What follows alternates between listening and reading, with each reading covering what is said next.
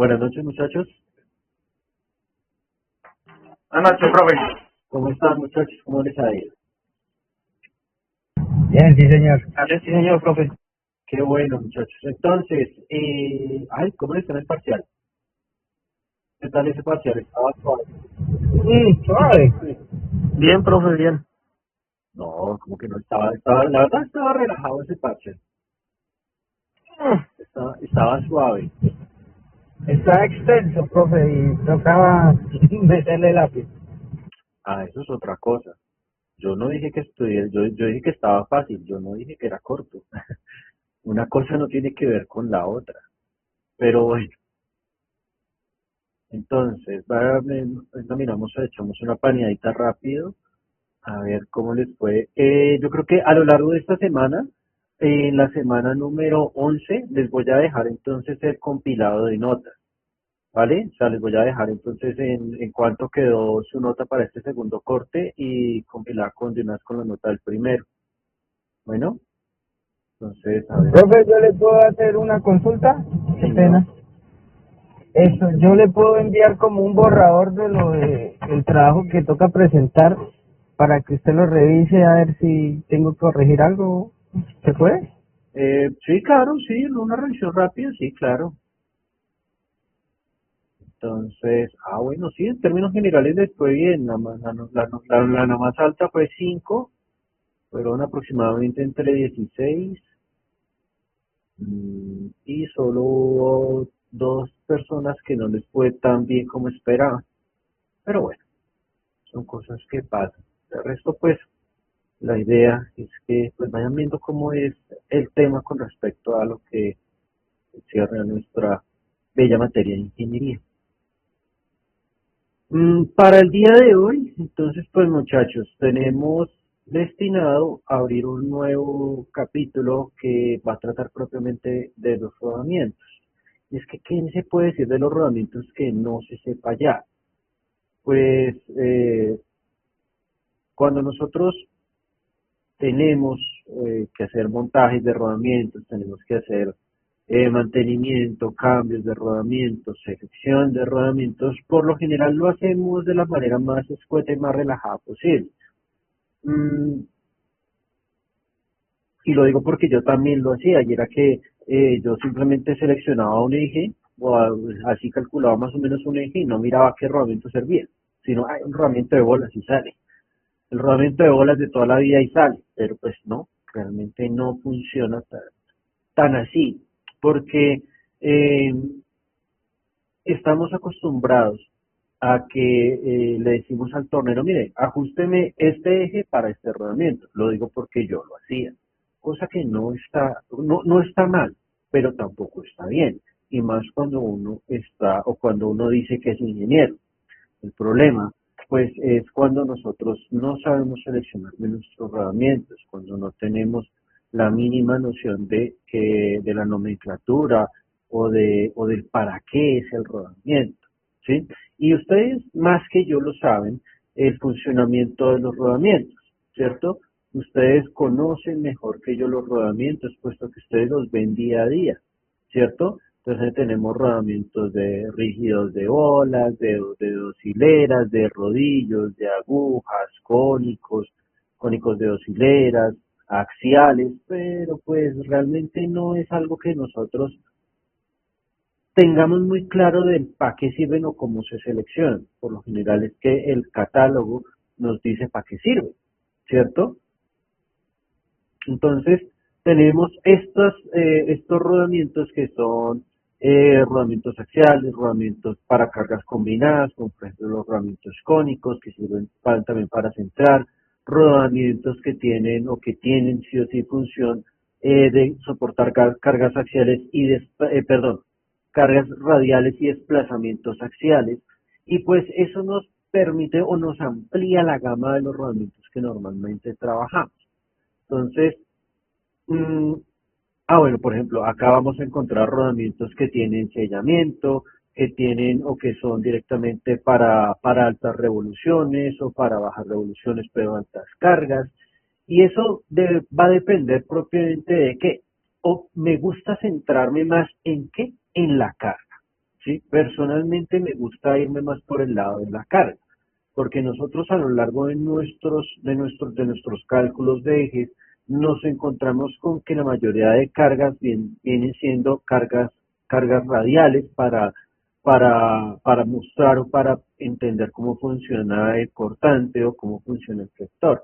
Pero el flector genera pues una deformación y un desplazamiento lineal, ¿cierto? Un desplazamiento lineal o un desplazamiento axial en este caso. A veces se presentan estos desplazamientos axiales o también vamos a encontrar cargas axiales o cargas combinadas. Esas cargas combinadas tienen que tratarse como tal con factores que la verdad, la norma, creo que la norma 281, la ISO 281 o 285, nunca me la puedo aprender bien, la que nos indica cómo sacar esos factores de cargas radiales o cargas combinadas, cómo sacar con base a las revoluciones de trabajo del eje, la temperatura, la contaminación y las cargas, poder determinar ciertos factores que determinan la vida útil del rodamiento, ya sea en horas o ya sea en horas de uso o en millones de RPM. El objetivo, pues realmente es poder calcular el rodamiento de esa manera, calculando su factor de seguridad, calculando entonces el número de horas que va a funcionar realmente con cierta confiabilidad. Recuerden que el todopoderoso ingeniero mecánico trabaja del 99.9% de para arriba en nuestra confiabilidad, ¿vale? Los factores de seguridad aquí en los rodamientos suelen ser muy altos. ¿Por qué? Porque las cargas dinámicas y las cargas estáticas de estos rodamientos le permiten al rodamiento y por la misma construcción le permiten desplazar esas cargas de una manera tal en la que puede soportar mucho tiempo o muchas horas o muchas cargas. Por eso los factores de seguridad suelen ser muy altos, por lo general por encima de 4, ¿vale? A medida que vamos avanzando, pues también vamos a encontrar que cuando trabajamos ya sea a altas o bajas velocidades, encontramos algo que se llama la rodadura del rodamiento, o sea, la fricción o el desgaste por rodadura. Hay que mitigar esa clase de cositas. ¿Por qué? Porque los rodamientos tienden a generar unas vibraciones o unos ruidos que no son tan buena idea a la hora de mirar el funcionamiento general o el funcionamiento macro del mecanismo, Luciano. Profe, qué pena, pues a mí me surge una duda, ¿no? Pues yo a nivel automotriz, pues uno lo que hace es cambiar el rodamiento por el mismo, ¿no? Ya sea el original, o sea, independiente de la marca. Ajá. Pero me surge la duda, digamos, a nivel industrial, o sea, se cambian los rodamientos digamos, de referencias porque no se consiguen las piezas o porque de pronto se necesita más carga en cierto tipo de máquinas, porque por lo Las general, dos no sé, cosas. porque Las por lo dos general, cosas. sí. Realmente es las dos cosas. Una puede ser que se esté, digamos que se tenga que sobreexigir la máquina, se tenga que hacer un rediseño o una ingeniería inversa que llaman por ahí. Esa ingeniería inversa tiene que o obliga al ingeniero a que se recalcule todas las cargas porque pues la máquina ya sea, digámoslo así en el argot, se va a repotenciar, entonces se va a multiplicar o se va a duplicar su eficiencia, entonces pues van a ser mayores las cargas, van a ser mayores las potencias, los torques, etcétera, etcétera. Entonces pues ya un rodamiento que funciona, digamos, si teníamos originalmente que un carro tenga un rodamiento, sí que tenemos un eje que tiene un rodamiento que soportaba 20 newton y se va a repotenciar la máquina o el mecanismo para que soporte más power, entonces lo que hace el ingeniero normalmente es rediseñar todo.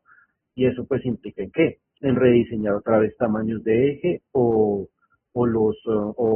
cambiar el material. Como como se amplían las cargas, pues hay que determinar si el eje sigue funcionando, o sea, ya sea tensión, ya sea flexión, cortante, lo que sea, y con respecto a esas cargas que aparecen y a esas reacciones que aparecen, es que se tienen que calcular entonces los rodamientos. Entonces pasa que pues tiene que cambiarse el rodamiento. La otra o el otro escenario es cuando no se consigue el rodamiento. Dicen, no, es que esta referencia no se consigue, entonces consigan uno que tenga la misma, que tenga el mismo tamaño y tenga que tenga el mismo tamaño y de diámetro interno y de diámetro externo. Crash o error. ¿Por qué? Porque no, o es muy probable que el rodamiento o esté sobredimensionado, ¿sí? Y que empiece a ser un mal trabajo o que empiece entonces por el otro lado, a fallar mucho más rápido, ya sea por rodadura, por fricción, por temperatura, eso yo sé. Luciano. Sí, no, pues me surgió mucho la duda porque, digamos, a nivel automotriz no, por lo general siempre cualquier pieza está sobredimensionada, ¿no? Entonces, es más como a nivel industrial, ¿no? Entonces, en el sector automotriz, por lo general se utilizan factores de seguridad del 8, de 8, y eso es propiamente por la protección, porque es vida humana. Entonces, suele pasar que aunque todo el sistema de rodamiento digamos, todo el sistema de rodamiento tenga ciertas cargas o esté originalmente destinado para ciertas cargas, hay referencias o hay tamaños de rodamientos que están diseñados como tal en el mismo factor geométrico, tanto diámetro interno, diámetro externo y ancho, y no cumplen realmente con las cargas estáticas y dinámicas, puede que sea por calidad, o ya sea por calidad o por simplemente referencia, ¿sí? Aún así siguen siendo materiales o siguen siendo rodamientos que, claro, están destinados por el sector automotriz. No quiero o no estoy diciendo que ese rodamiento que se puso ahí realmente sea malo, no, es que está mal seleccionado. Son dos cosas totalmente diferentes. Una cosa es que el rodamiento salga malo y otra cosa es que el rodamiento no esté bien seleccionado. ¿Y cómo se puede seleccionar un rodamiento? ¿Bajo qué parámetros? 1, sus cargas. 2, la temperatura de trabajo. 3, las RPM de trabajo. 4, la viscosidad del líquido la viscosidad como tal de su lubricante. Y 5, los factores de carga. Eso le va a poder determinar a usted la vida útil del rodamiento, ¿sí? Entonces, ya sea para el sector que sea, un rodamiento mal seleccionado es una muy mala idea. ¿Por qué? Pues porque tiene que estarlo desmontando cada cierto tiempo donde usted dice, pero es que este rodamiento está destinado para que soporte 88.000 millones de horas o 5 millones de horas. Y no da ni la mitad, no da ni un tercio, no da ni un cuarto. ¿Por qué? Porque el rodamiento sí está dado para que soporte ciertas RPMs, pero las cargas, ahí es donde está el detalle. No están bien seleccionadas las cargas o no están bien calculadas. ¿Vale? Entonces, no, por lo general, y es que no conozco, digamos que, bueno, a menos que sea por allá una empresa china o por allá una fábrica de rodamientos Patito, ¿sí? Que la verdad pues no tenga estándares de calidad, pero por lo general lo que es FAC, NTN y SKF, pues por lo general son rodamientos o son marcas ya muy reconocidas que pues obviamente garantía ellos no van a responder porque si usted lo seleccionó mal o lo montó mal o lo desmontó mal, ¿cierto? Entonces empecemos a mirar, les quiero compartir entonces un video que habla propiamente de la nomenclatura de nuestros rodamientos. Permítanme un segundito.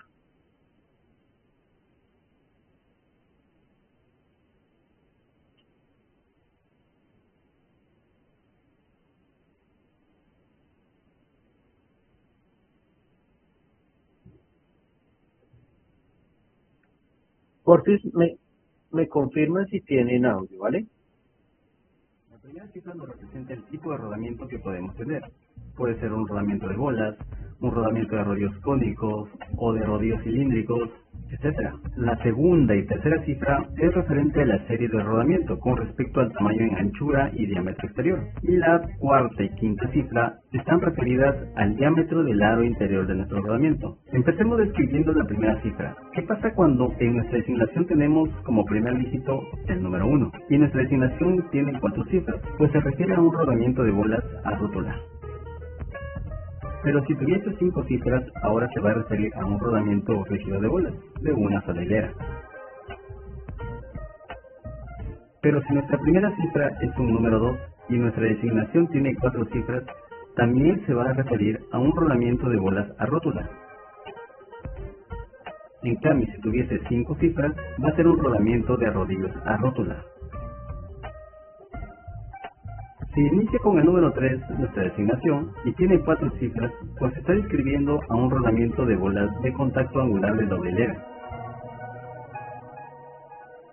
Por otro lado, si tuviera 5 cifras, se refiere a los rodamientos de rodillos cónicos. Si el primer dígito es un número 4 y la designación tiene 4 cifras, nos habla de los rodamientos de bolas de 2 hileras.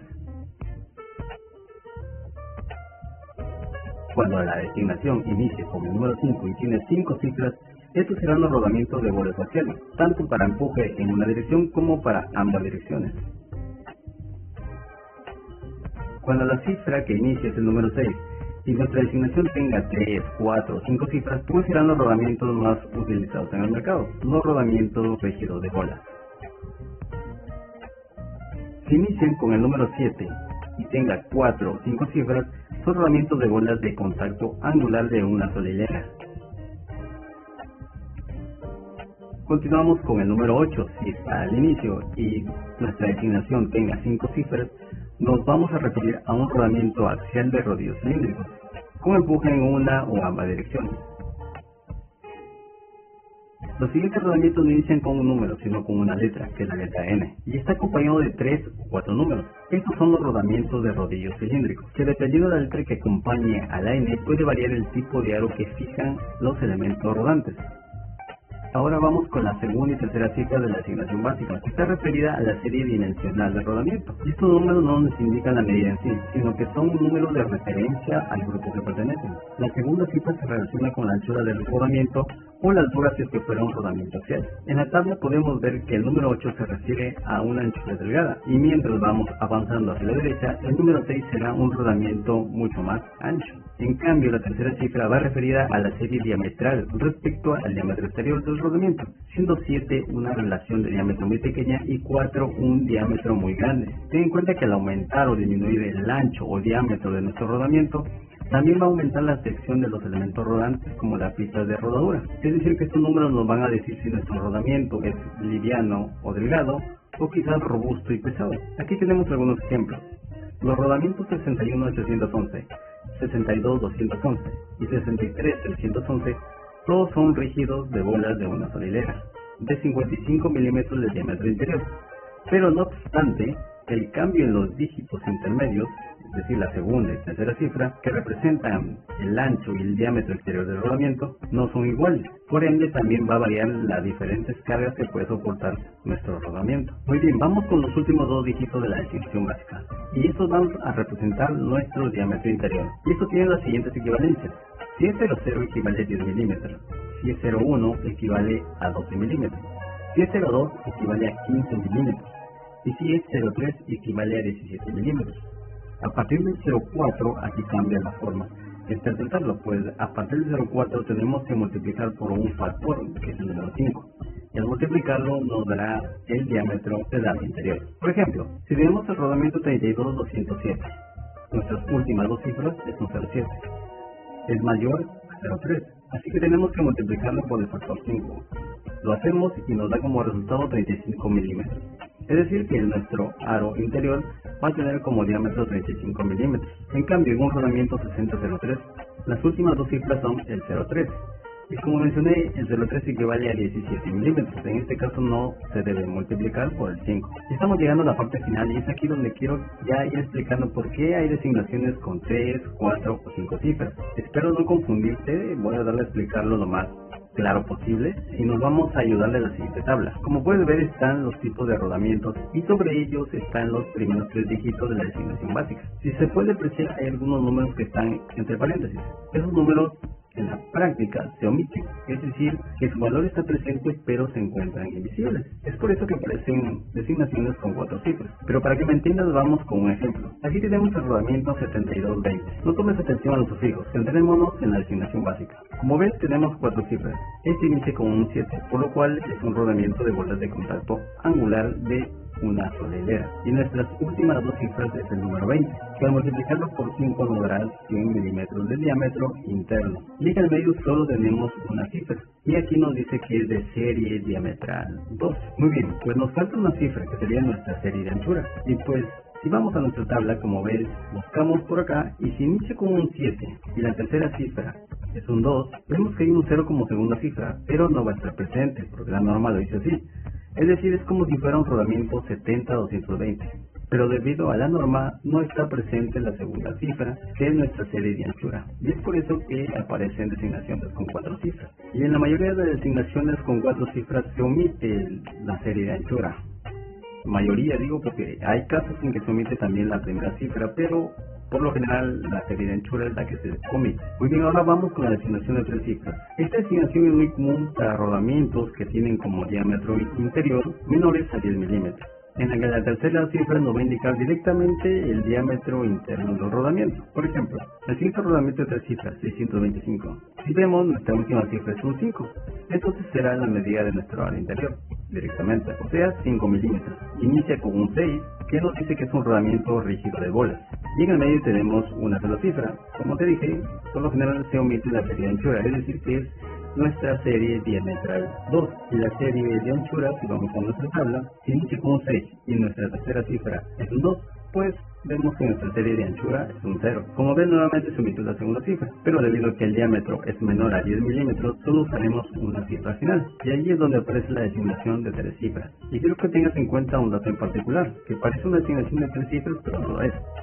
Si te das cuenta, hay una línea oblicua o slash, y eso cambia la forma de interpretar la designación. El número que está después de la línea oblicua reemplaza las 2 últimas cifras de nuestra designación, es decir, las que representan el diámetro interno. Y en este caso muestra directamente el diámetro en milímetros. O sea que tenemos 1000 milímetros de diámetro de aro interno. La primera cifra nos dice que es un tipo de rodamiento de rodillos esféricos y la segunda será nuestra serie de anchura. Aquí se movió un poco la línea, pero se entiende. Y la tercera será nuestra serie diametral. En este caso no se está omitiendo ninguna cifra. Vamos con un ejemplo más. En la siguiente designación, este es un rodamiento de rodillos cilíndricos. Como dijimos, comienzan con la letra N, con un diseño NN. Nuestra segunda cifra será nuestra serie de anchura, la tercera la serie diametral y las últimas 2 nuestro diámetro interior. Al multiplicarlo por 5 nos dará 85 milímetros de diámetro interior. Y bueno, Entonces,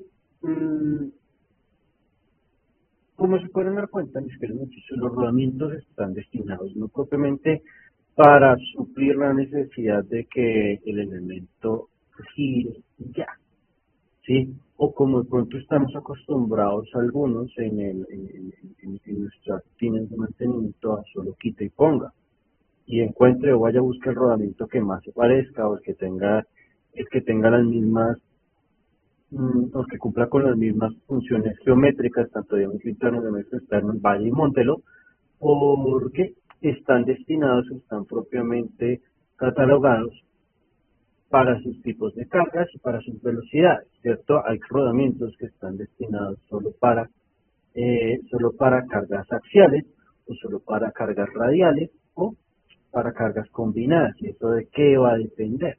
Va a depender entonces de qué tanta velocidad, ¿cierto? O qué tanta carga, mejor, vamos a soportar, ¿vale? En nuestros rodamientos, cuando trabajamos con rodamientos de carga, de alta carga, pues por lo general son rodamientos que son de rodillos porque tienen mucha más área de superficie para poder disipar las cargas que se le vienen encima, ¿cierto?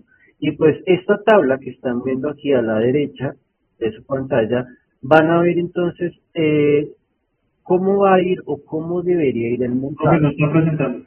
Ay, joder, madre, lo estoy presentando. Ya ve, a ver.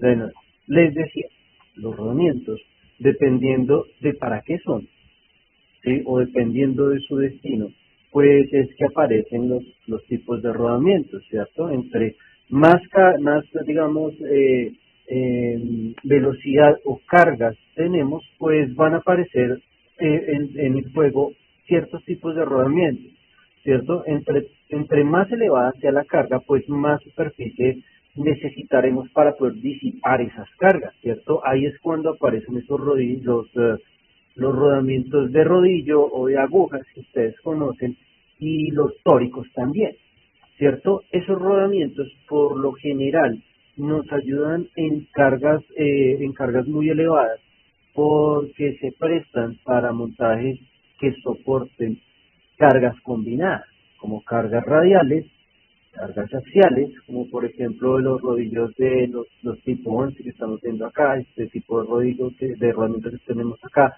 o pues ya cuando estamos hablando de cargas normales, cargas livianas, estamos hablando de rodamientos que pueden soportar desplazamientos axiales a lo largo del eje, ¿cierto? Y cargas combinadas. Entonces, esta tabla me determina o me ayuda a mí más a centralizar todos nuestros rodamientos, ¿sí? Entonces, yo les pregunto, puesto que ustedes saben más que yo de esto, ¿qué estamos viendo acá? ¿Quién me cuenta el funcionamiento básico o cuál es el papel que cumple cada uno de los rodamientos que tenemos acá?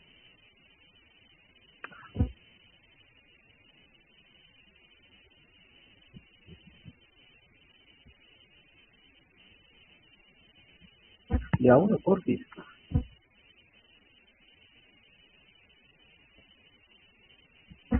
Cuénteme, José Miguel.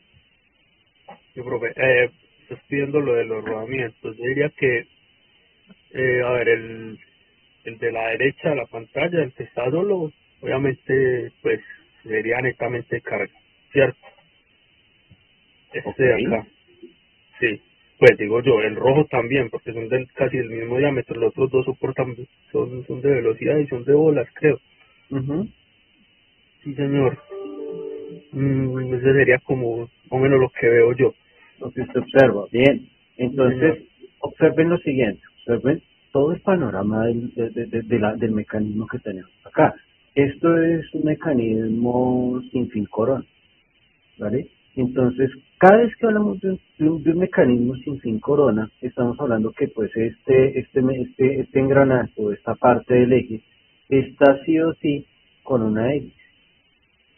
Al tener una hélice y al haber demasiado torque acá, demasiado torque, puesto a que la finalidad de ese mecanismo sin fin corona es desplazar o generar mucho torque, pues ese torque no solo lo vamos a encontrar como un par torsor que es de salida en este caso, en este punto, no, realmente no, o bueno, esa es la finalidad, pero pues lo que también vamos a encontrar dentro del mecanismo es que toda esa carga que aparece ahí va a ser una carga que va a ser sí o sí axial a lo largo de mi eje, ¿cierto? Pero también va a ser radial. Al ser entonces una carga combinada, este amiguito que está acá se está llevando el protagonismo, generando como tal o ayudando a disipar esa gran carga que tenemos ahí. Esas cargas axiales también se disipan y de hecho están mal puestas, bueno, no importa. La idea es que estos que están acá, estos rodamientos que están acá, ¿sí? Los que están al lado izquierdo, pues también ayuden a disipar esas cargas axiales, ¿cierto? Porque, bueno, de hecho son cargas combinadas, pero el objetivo de esta parte del mecanismo es que mantener siempre centrada la pieza o mantener muy bien centrado ese eje. ¿Sí? Por eso es que por eso es que aparecen estos bujecitos que están acá. Estos bujecitos que están acá cumplen la tarea o el objetivo de estar centrando de manera tal que mi eje sí o sí cumpla con que no haya desplazamiento como tal, desplazamiento radial, porque si no, pues los rodamientos sufrirían el doble de lo que normalmente están sufriendo, ¿vale? Además que tenemos entonces también rodamientos que están funcionando literalmente como inspección, ¿cierto? Porque esta tapita que está acá, toda esta tapita que está acá, toda esta tapita, pues sería como tal la inspección o como tal el ingreso para poder observar o para poder hacer mantenimiento a esos rodamientos. ¿Listo? Ahora que están viendo acá.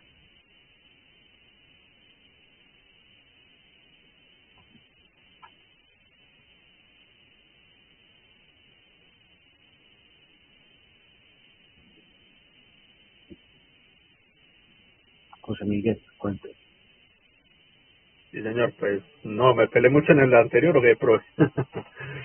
¿No? No, no, profe, pues que observo ahí, hay uno de carga combinada que es el azulito celeste que tenés a mano derecha, Ah, ¿cierto? muy bien. Es Ese el es que, el protagonista de todo el... exacto. Es el que funciona a 45, se podría decir ahí. Tenés Ajá, en la parte morada, tenés uno doble de rodillos, que obviamente es carga, ¿cierto? full Es carga. carga radial, es carga Sí, radial. full carga Y rápida. obviamente, y el de combinado, el de bolas que tenés en el centro, es más bien grandecito, entonces yo digo que tiene funciones de centrado, también para distribuir el eje como tal. Entonces, para complementar lo que dice Miguel, es que aparecen acá otra vez unas cargas que van a ser unas cargas que van a estar a lo largo de mi eje, ¿cierto? Por eso está este rodamiento de bolas acá, precisamente para ayudar a disipar la carga que también se está llevando este rodamiento de acá. ¿Por qué? Porque este rodamiento solo está funcionando como cargas axiales, como cargas radiales, pero tiene una función extra, que es garantizar sí o sí el centrado o la posición de eje, ¿vale? Entonces, este rodamiento que está acá, literalmente se está llevando tanto cargas radiales y axiales, más lo complementa o lo ayuda entonces con el desplazamiento axial, este rodamiento que tenemos acá que es de rodillo, ¿cierto? Que tiene desplazamiento o podría tener desplazamiento axial.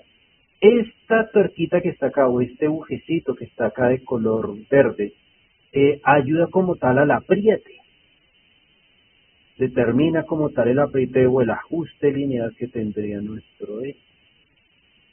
¿Listo? Entonces, claro, delimita el desplazamiento axial del eje, lo delimita y me ayuda de una vez a mantener la posición del eje soportando también sus cargas. O sea, este también va a soportar cargas combinadas. ¿Listo? Seguimos. ¿Qué tenemos acá?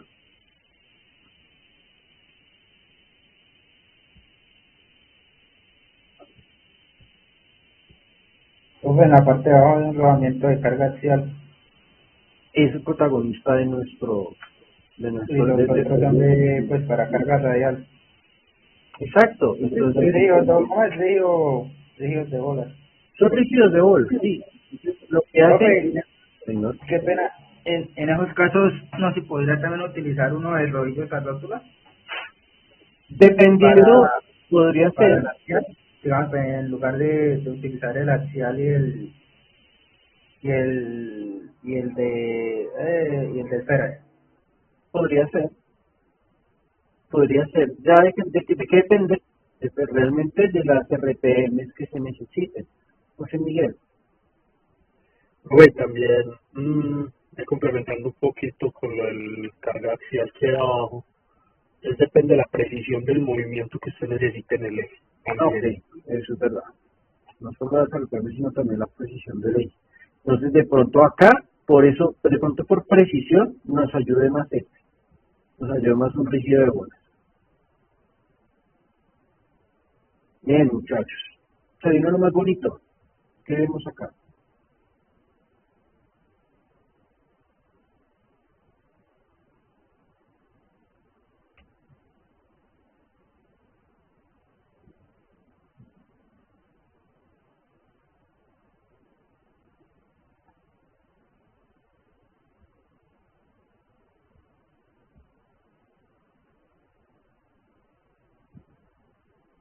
Profe, 4 rodamientos, ¿no? Rígidos de bola. Solo Tres, tres rodamientos rígidos de bola, 4. pero estoy viendo un cuarto rodamiento que 3 es de... y uno de rodillos, qué pena. Sí. Entonces estamos viendo esos tres rodamientos que tienen una función específica. Y es que sí o sí están destinados a cargar o a soportar demasiada carga combinada que tenemos acá. Porque esto sería como tal la vista superior tal vez de una caja de cambios o de Es pronto una de un caja motor, mecánica. ¿cierto? Es una caja mecánica. Una caja Entonces, mecánica, arriba es el eje del toma y abajo está el frente. y este sería el eje intermedio, ¿cierto? Aquí abajo habría o debería estar otro eje de salida. Entonces, si eso es verdad, es muy probable que todos estos engranajes estén dando o estén dándole sí o sí carga combinada a este eje, ¿cierto? Entonces, la idea de estos rodamientos como tal es sí o sí soportar esas cargas combinadas. ¿Y por qué aparece entonces este rodillo? Uno, porque me está garantizando como tal el apriete, ¿cierto? Me está garantizando como tal la posición o la precisión como tal del rodamiento, del eje en este caso, ¿cierto? Y también me está permitiendo cierto desplazamiento axial, ¿cierto? Al permitirme entonces ese desplazamiento axial, pues permite que los engranajes al momento que haya un par extra, un par de torsión que pues esté haciendo de las suyas, pues se pueda acoplar, o simplemente mantenga la alineación y pueda mantener también su posición y disipación de cargas. ¿Listo? Ahora miremos ya el último. ¿Qué tenemos acá? Aquí estamos viendo sí o sí un reductor, bueno, un multiplicador, como lo quieran ver.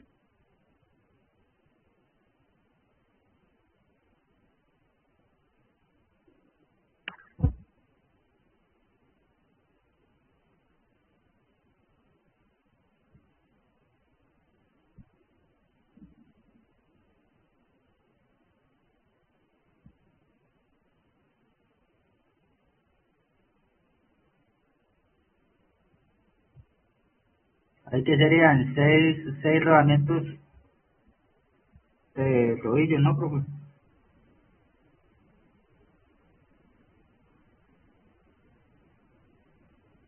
6 de rodillos, ¿cierto? ¿Por qué de rodillos? Porque aguanta más carga. Porque soportan más carga, y es que estas son cargas combinadas. Y es un par torsor gigante lo que hay Eso ahí. es como una transfer, ¿no? ¿Puede ser? Puede ser mucho de esto, Sí, sí. sí, pues una transfer, viéndola así desde... Entonces, estamos viendo el par de entrada, que sería el diámetro más grande, el eje más grande, ¿cierto? ¿Y por qué lo digo que es el de salida, el que tengo con la flechita roja? Porque está ahí el acople. El acople, lo que hace, o la función como tal del acople, es simplemente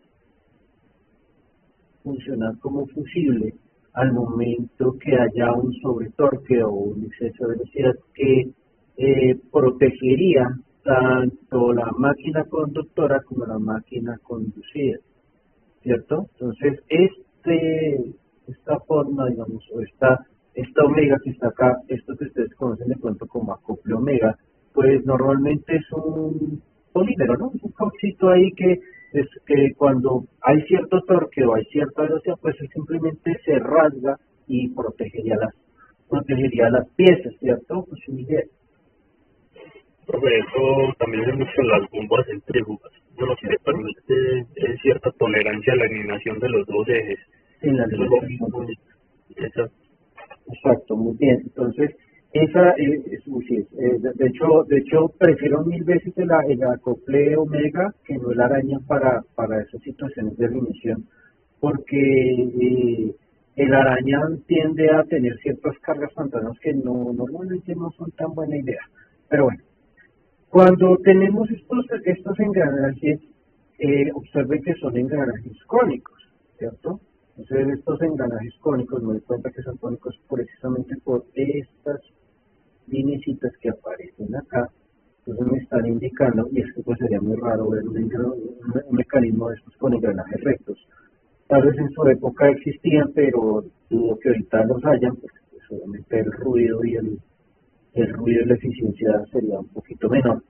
Entonces, el par torsal acá pues está generando desalineaciones, ¿cierto? Genera desalineaciones por las mismas cargas combinadas, ¿sí? Por eso es que tenemos entonces estos rodamientos de rodillos, que soportan cargas combinadas y que soportan entonces también lo que me ayudan a la alineación del nivel, ¿sí? Cuando nosotros trabajamos estos rodamientos, pues por lo general lo que les acabo de mostrar es lo que ustedes ven y hacen todos los días. Luciano, que trabaja en el sector automotriz, pues el man está mamado de ver rodamientos todos los días, ¿sí? De pronto José Miguel, que trabaja en la industria, en bombas, trabajando con bombas centrífugas o multietapa, pues sabe cómo funcionan los rodamientos, ¿cierto? Más pasa algo, y es que ustedes hacen caso a lo que dice la rutina de mantenimiento. Ahí es donde está el problema, porque si yo les preguntara a ustedes, bueno, ¿cómo llegaron ustedes a seleccionar ese rodamiento? ¿O por qué ese rodamiento? ¿Por qué se seleccionó ese rodamiento? ¿Y por qué cada tanto le dice el fabricante que lo cambie? Y cuando usted le monta el rodamiento y dice, ve, este aguanta todavía un par de meses más. Pero no, usted es juicioso y hace caso a lo que dice el fabricante o la rutina de mantenimiento, cámbialo cada cierto tiempo. ¿Sabe usted por qué es así? ¿Por qué cada cierto tiempo? ¿Por qué no se deja más? ¿Por qué no se deja menos?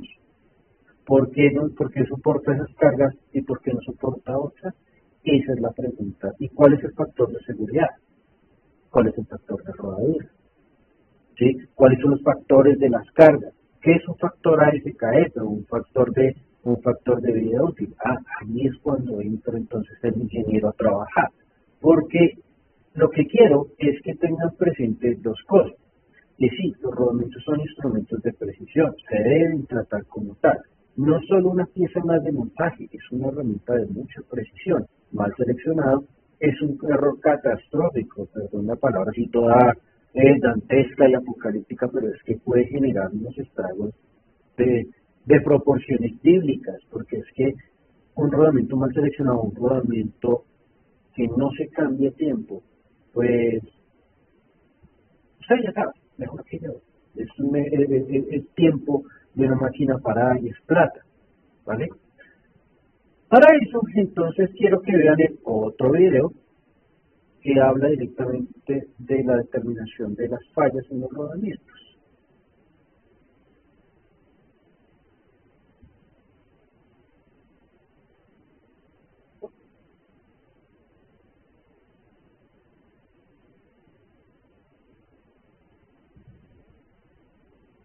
No, por acá.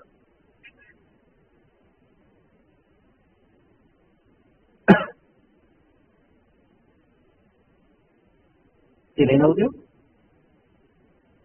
No, señor. ¿No? No, no está sonando nada, pues. No, señor. Rayos, dame un segundo.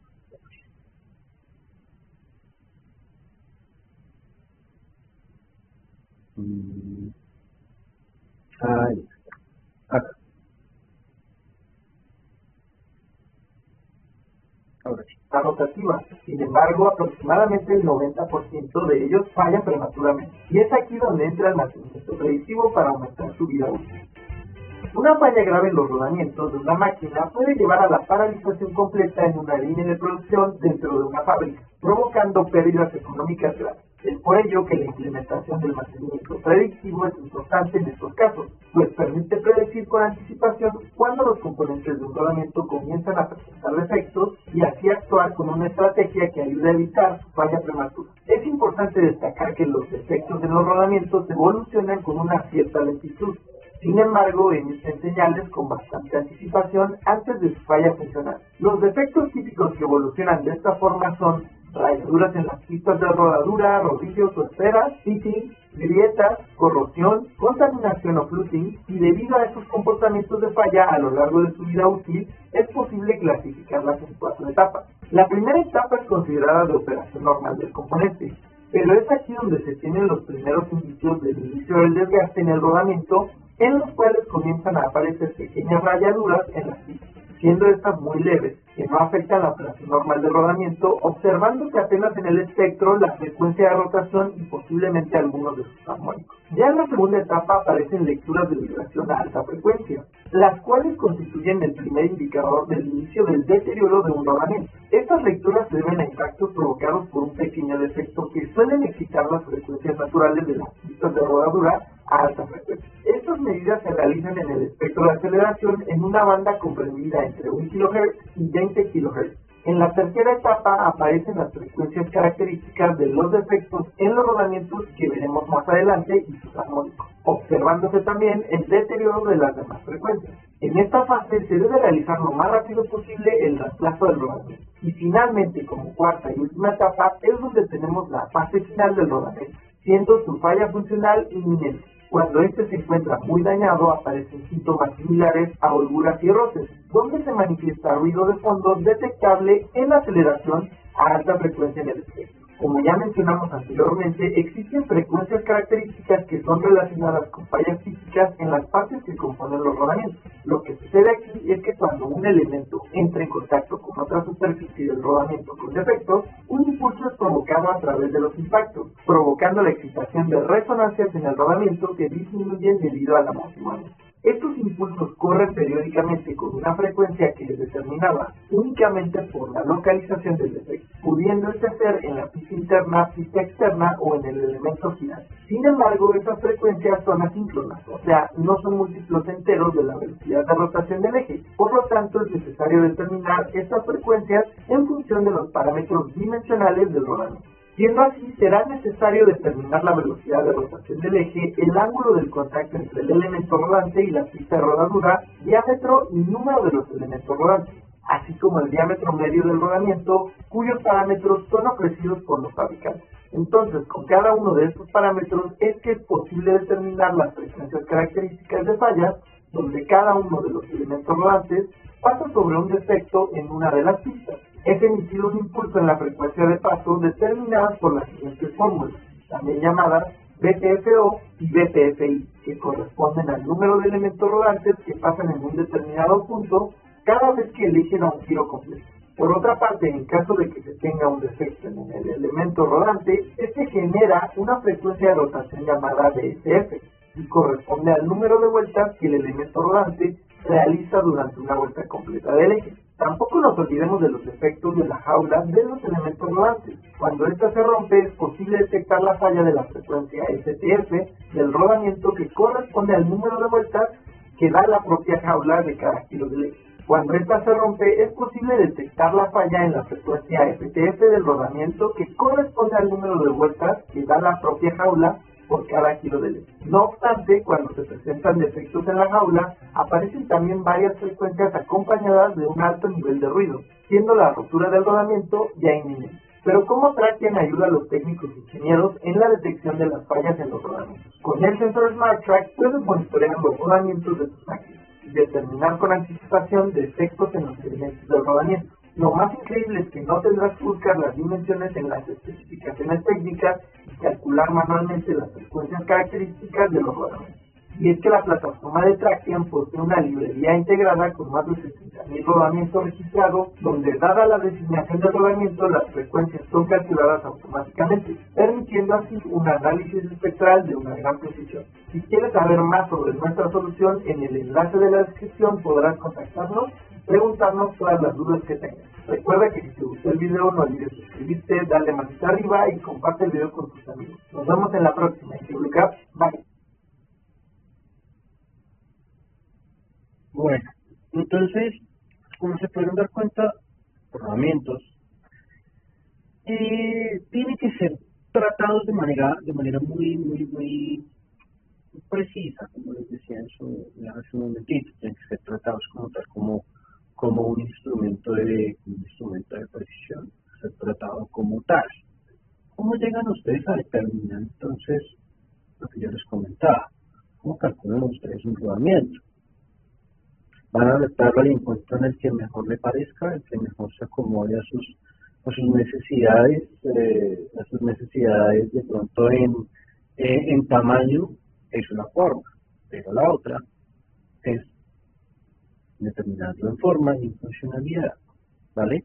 Y ahí es cuando entra el ingeniero. El ingeniero pues tiene que saber seleccionar el rodamiento de manera tal que pueda hacer lo siguiente.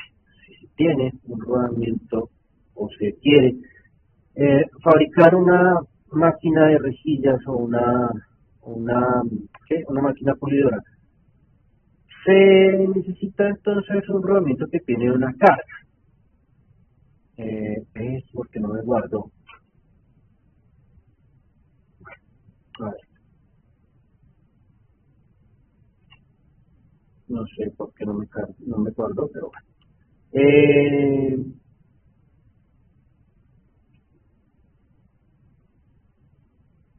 Listo. Entonces, ese rodamiento debe tener cierta carga, ¿cierto? Ese rodamiento, entonces, pongámosle otro valor, que ese fue de otra clase y se nos dio cambiar los datos. Entonces, pongámoslo de 1141 newton. 1141 newton, ¿vale? Con una temperatura, bueno, a 40 grados, que es una temperatura normal, un diámetro del eje de 35 milímetros, con una velocidad de 200 RPM,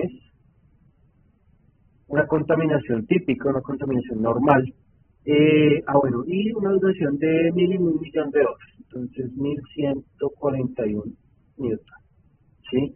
Entonces, lo que me está indicando de una vez es que ese cálculo de reacciones, pues es una reacción es una reacción radial de 1141 newton, ¿cierto? Entonces, sí o sí, voy a poder, o debería en este caso, tanto por las RPM y por la carga, que no es una carga tampoco tan extrema, podríamos estar hablando de un rodamiento rígido de bolas, ¿cierto? Esos rodamientos rígidos de bolas van a estar o están atados directamente a lo que dice la norma ISO. Entonces, pues lo que hago yo es que saco pantallazos de lo que normalmente me encuentro yo en los manuales. Y es que el manual SKF es digamos que esto está acá en la página 326. Eso. Entonces lo que yo hago es pues tratar de facilitar un poquito, digamos, la recopilación de datos aquí en mis diapositivas. Entonces, leyendo un poquito lo que me dicen los manuales, cada proveedor, cada marca tiene rodamientos propios, ¿sí? Y ese crédito, pues, digamos que es el más utilizado, o es el más visible de manera comercial. Puedo determinar entonces lo siguiente, mis queridos muchachos, que cada vez que ustedes vean estos rodamientos que tienen ese asterisco, son rodamientos, digámoslo así, tipo premium, que son rodamientos que son tipo Explorer, lo llaman acá en la nomenclatura de SKF, que son o que soportan, tienen factores que son factores de diseño propios de la marca y que son para trabajo extremadamente pesado, ¿vale? Pues lo que tenemos en la naturaleza de un montaje muy sencillo de un rodamiento, porque la idea no es, digamos que mirarlo de menos a más. Tenemos un montaje sencillo, rodamiento que tiene una carga radial o que en su momento tuvo un par de cargas radiales, y lo que se hace cuando pasa esto es sacar por decirlo así, la resultante o el valor absoluto de esas cargas o de esas reacciones que aparecen en el rodamiento. ¿Sí? Entonces recuerden que el valor absoluto es las cargas y lo vas a cuadrar metidas en raíz, por si se les ha olvidado. Y con respecto a eso, pues ahí sí puede seleccionar el rodamiento. Tenemos un diámetro de 35 milímetros, que pues listo, lo tenemos acá, 35 milímetros, y tenemos 2, 4, 6, tenemos 8 posibilidades para un rodamiento de 35 milímetros. Pero, como les comentaba, por la misma naturaleza del montaje, pues no vale la pena pensar en un rodamiento tipo Explorer o un rodamiento de condiciones especiales, sino más bien buscar un rodamiento estándar, ¿cierto? Entonces ya de una vez empezamos o podemos descartar por lo menos 4 de esos rodamientos, ¿sí? ¿Qué haría yo? Lo que haría yo es quedarme entonces entre más grande el rodamiento, pues los factores de carga estática y dinámica van a aumentar, ¿cierto? Ya les cuento para que sirven los factores de carga estática y dinámica. Entonces, esos factores, entre más alto los vea, pues quiere decir que su factor de seguridad va a ser más alto. Entre más alto el factor de seguridad, pues va a ser mucho más caro mi montaje, mi diseño, mucho más pesado, mucho más robusto, claro, mucho más seguro, pero pues va en detrimento al costo y al peso estructural de mi diseño. Entonces hay que buscar un equilibrio entre ellos, y observando tras la naturaleza del montaje, el diseño. No se requiere tampoco un rodamiento de lo último en guaraches, estamos hablando de un rodamiento para un trabajo muy sencillo, muy normal. Entonces, lo que me quedaría, entonces, es por lo menos desecharía o descartaría estos rodamientos que están acá. Me quedaría mínimo entonces con 2, o con el 61807 o con el 61907, ¿cierto? Quedémonos entonces con el más alto de esos dos, 61907. Rodamiento rígido de bolas con un diámetro de 35 milímetros, un diámetro interno, y un diámetro externo de 55 milímetros, ¿vale? Entonces, ¿qué me dice a mí el ejercicio? Pilas, tenemos una temperatura de 40 grados y una velocidad de trabajo de 200 RPM. Con ese valor, entonces tengo que empezar a llamar algo que se llama el factor de forma.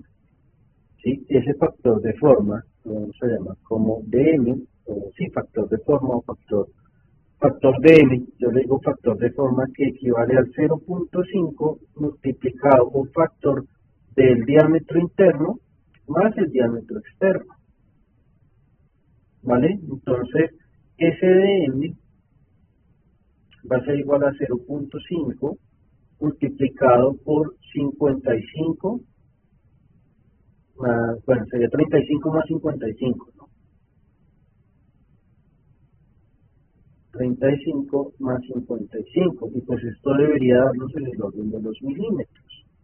Ahora saco mi calculadora.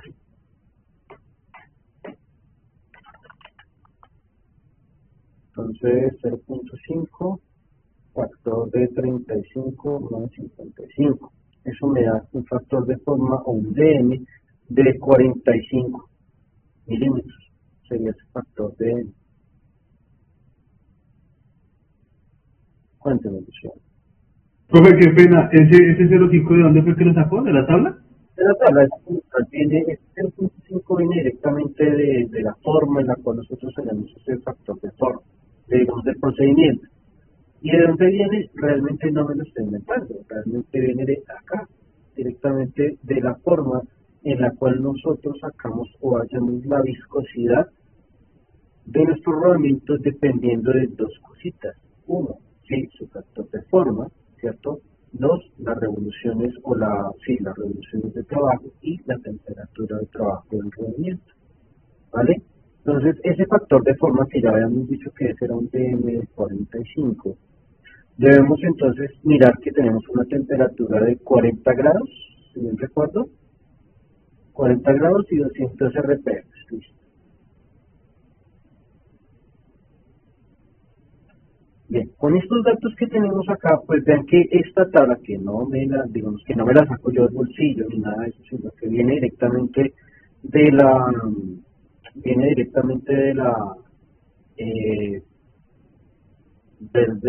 la norma, y es que esto pues esto cumple la norma 281, 285, no me la puedo aprender todavía. Esto, a ver, creo que es de la página, eso sí la tengo por acá anotada.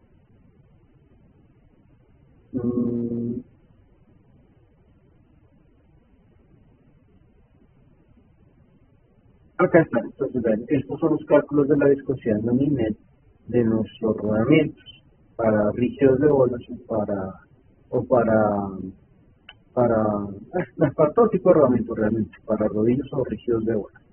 Entonces, estaba buscando la norma, pero no me acuerdo, no recuerdo bien qué norma es,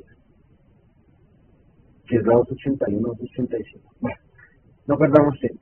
El caso es que teniendo entonces presente que si yo ya tengo ese factor de forma que estaría en el eje de las X y en el eje de las Y, tengo la viscosidad nominal de mi rodamiento y que en este eje diagonal tengo las RPM de trabajo, pues yo ya puedo hacer simplemente un cruce. Entonces, si sé que está a 40 grados, entonces voy a decir que aquí son 25, 45, aproximadamente por acá.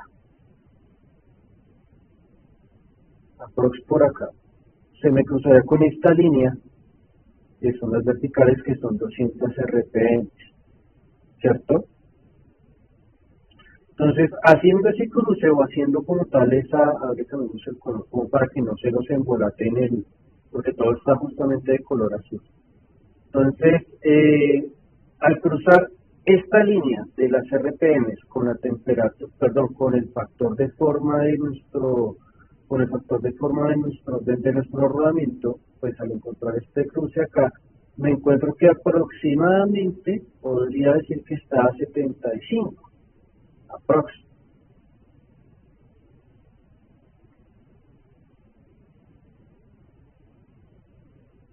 Entonces puedo decir que ese V1 estaría a 75. ¿Eso qué es? Milímetros sobre segundo al cuadrado o centistocks, ¿vale? Entonces esos 75, ese B1, ese factor de viscosidad, B1 está en 75 milímetros cuadrados sobre segundo centistocks, ¿vale? Ya con eso tengo el primer dato, que es la viscosidad nominal del rodamiento. Con esa viscosidad del rodamiento puedo determinar ahora sí tipo de lubricante con la temperatura del trabajo. Entonces tengo que si tengo una temperatura de trabajo de 40 grados en este caso, ¿sí? Entonces trazo mi línea de 40 grados y me encuentro entonces con un ISO VG, con unos centistocks aquí, más o menos, de 75, porque me dio 75, por acá, y la cruzo más o menos por acá, es que me daría esos 75,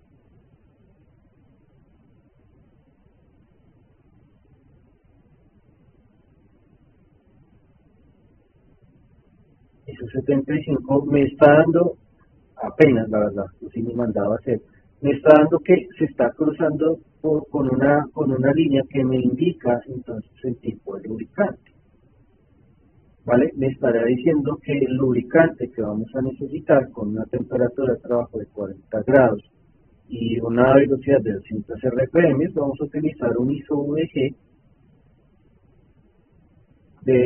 un ISO VG 68. ¿Sí? Los que trabajan en tribología o los que trabajan mucho con lubricantes, pues saben que eso es simplemente una norma.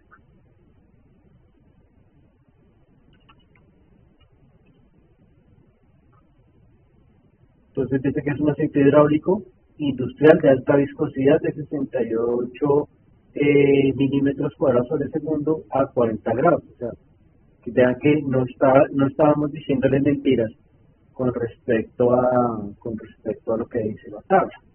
Ahí lo está comprobando, lo está corroborando en este caso la IA.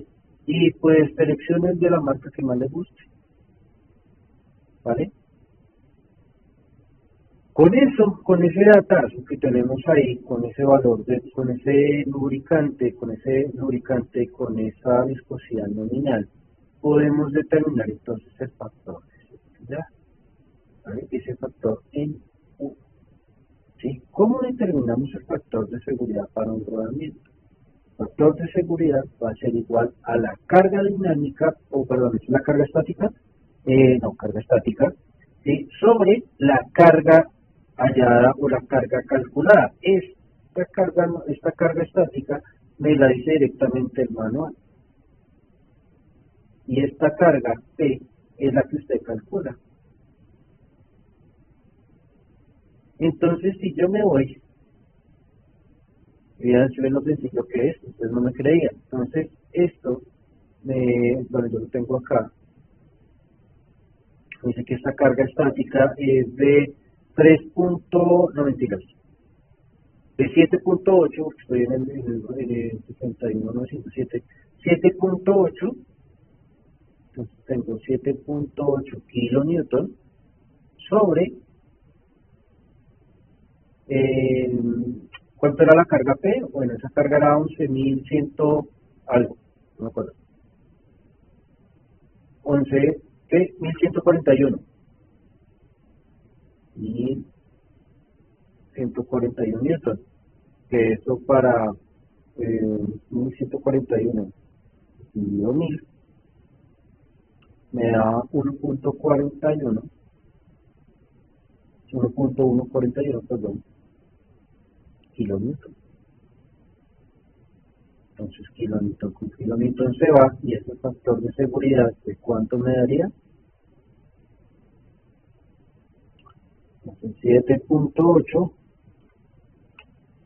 me daría un factor altísimo, 6.8. Me da ese factor de seguridad súper alto, como les comentaba. Por la misma, y es que nomás vean que la carga que le estoy poniendo a este rodamiento es de 1.1 kilonewton comparado a su carga dinámica, que es 7.8. Digamos que el cambio es abismal, ¿cierto?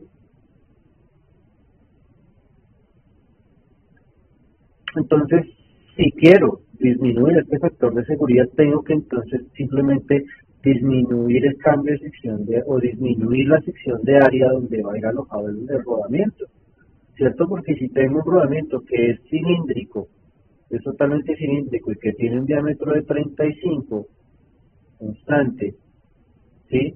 Y si quiero disminuir este factor de seguridad, pues lo que me tocaría es disminuir el factor, o disminuir como tal el diámetro de ese rodamiento. ¿Para qué? Pues para poder bajarle entonces el factor de seguridad. ¿Entiendes? Sí, pero tiene que tener presente que aquí tiene que haber al existir este cambio, pues las reacciones van a cambiarle, o los concentradores de esfuerzo, cuando usted los calcule por fatiga, por fatiga, por energía de distorsión, ahí se aparecen entonces los concentradores de esfuerzo, ¿sí? Y tiene que mirarlo por la parte más frágil, que sería esa nueva área. ¿Cómo dice? Usted es el diseñador, usted es el que sabe, ¿cierto? Entonces, listo, tenemos un factor de seguridad 6.8. Ahora sí, vamos a determinar la vida útil de nuestro rodamiento, ¿vale? ¿Cómo determinamos nuestra vida útil del rodamiento? Pues hay varios factores, ¿sí? Y es que digamos que sigo mucho la SKF porque tiene dos formas de hallarlo. Una al 90% de confiabilidad, que no es tan buena idea, y otra que es al 100% de confiabilidad, o sea, nos garantiza sí o sí que ese rodamiento va a funcionar lo que nosotros le calculemos, es decir, que lo calculemos bien. Entonces, ¿qué toca hacer?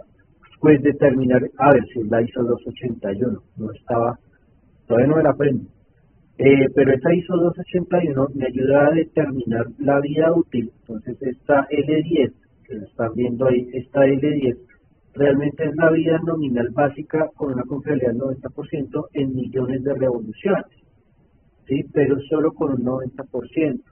Y el L10H es la vida nominal en horas de funcionamiento, pero también al 90% de confiabilidad. Pero es que el ingeniero todopoderoso mecánico trabaja al 100%, o bueno, 99.99% de confiabilidad. De ahí para abajo no nos sirve. ¿Qué toca hacer? Aún así, toca calcularla por este lado y después buscar unos par de factores que me ayudarán a determinar la vida útil del rodamiento al 100% de confiabilidad.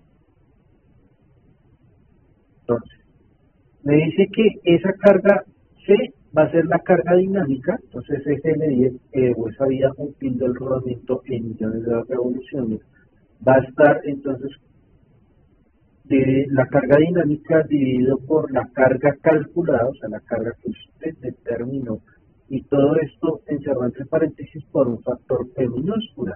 Y ese factor P minúscula va a estar determinado de dos cosas.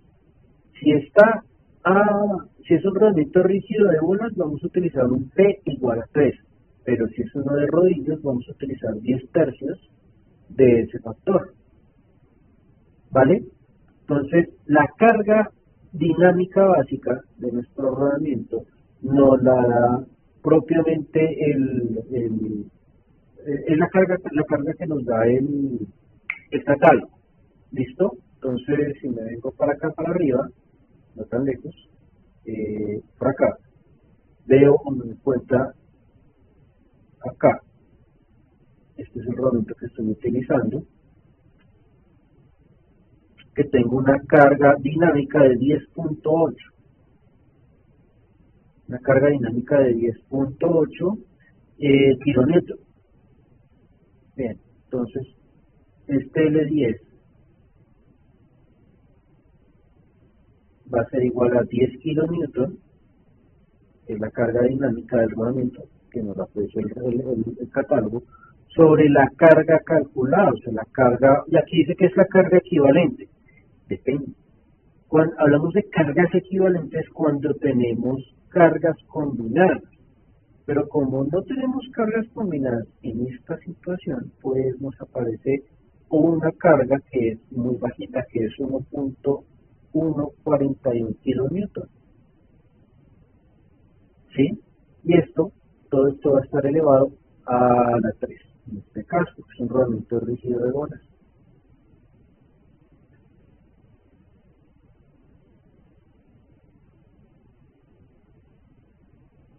¿Cuánto da eso? Entonces ya miramos. Entonces 10 a la T, 10 dividido 1.141, eso me da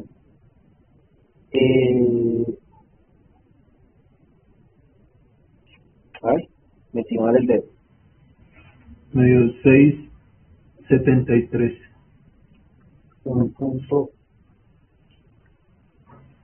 10.8. Es que 10 no es 10 solito, es 10.8, ¿no? Porque puse 10 solo. Es 10.8, ¿no? Sí, es 10.8. Yo aquí, pero ¿por qué me está dando al revés? Claro, es aquí 10.8. Kilonewton, ahora sí, 10.8. 848, profe. Ah, ok. Dividido 1.141. Entonces, sí, 848. Y pues esto me dice que da en millones de revoluciones.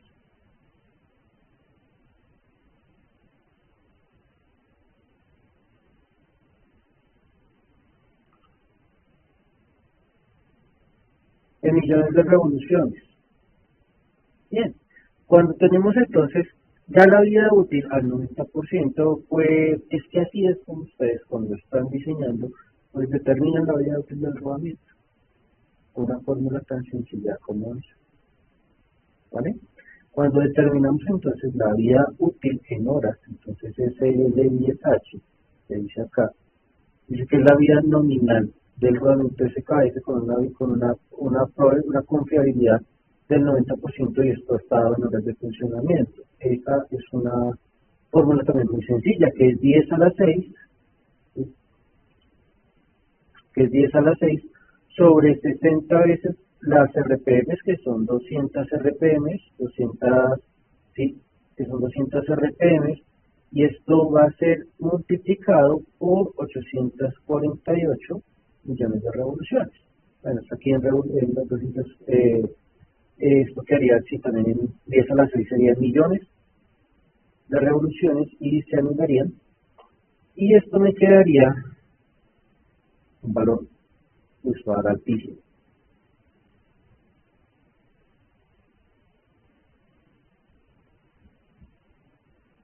Y eso a la 6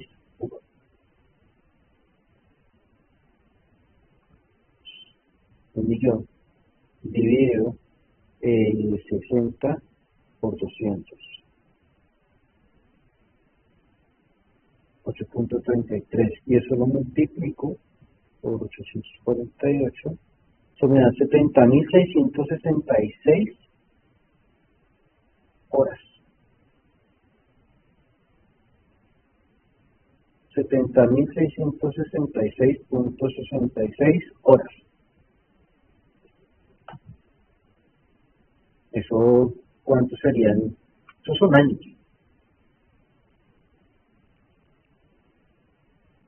Esas serían las horas de funcionamiento de ese rodamiento con esas características, a 40 grados, a 200 RPM y con una temperatura de 40 grados.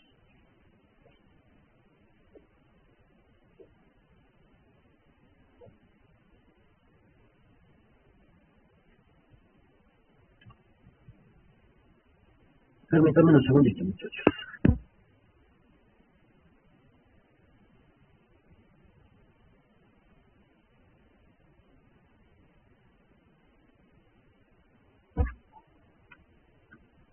La última.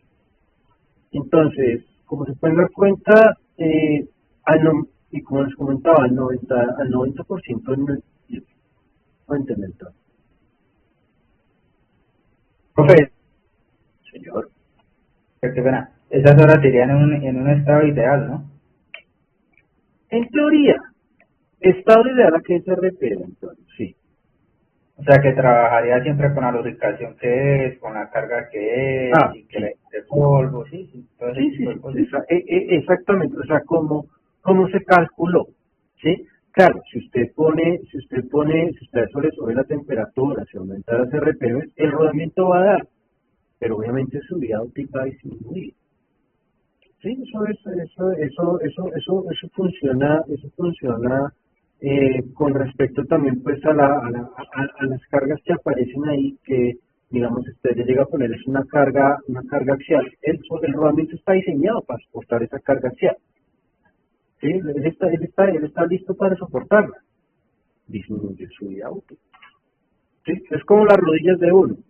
Entre uno más fútbol juegue, más deporte haga, pues obviamente disminuye la vida útil de la rodilla. Eso no pasa con el rodamiento.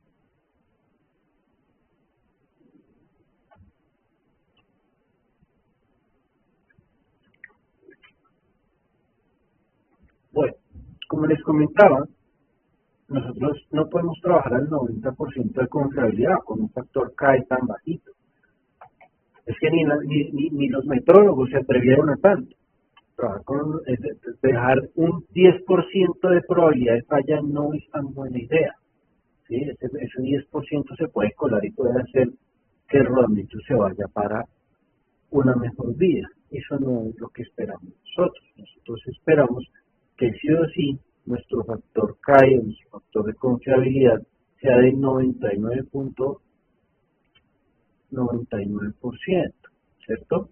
Entonces, para poder llegar por lo menos a ese 99.9%, debo incluir un par de factores que van atados otra vez a la viscosidad del rodamiento, a la viscosidad del lubricante del rodamiento, al factor de contaminación del rodamiento y al factor de rodadura del rodamiento.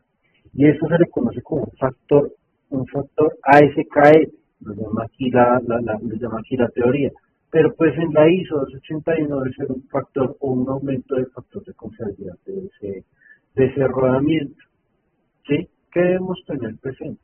Porque hasta ahora, digamos que en el cálculo de la vida útil del rodamiento, tanto en millones de revoluciones como en horas, no tocamos ni la temperatura, o no la tenemos implícita, ni el factor de contaminación, que es un factor que se llama un NC.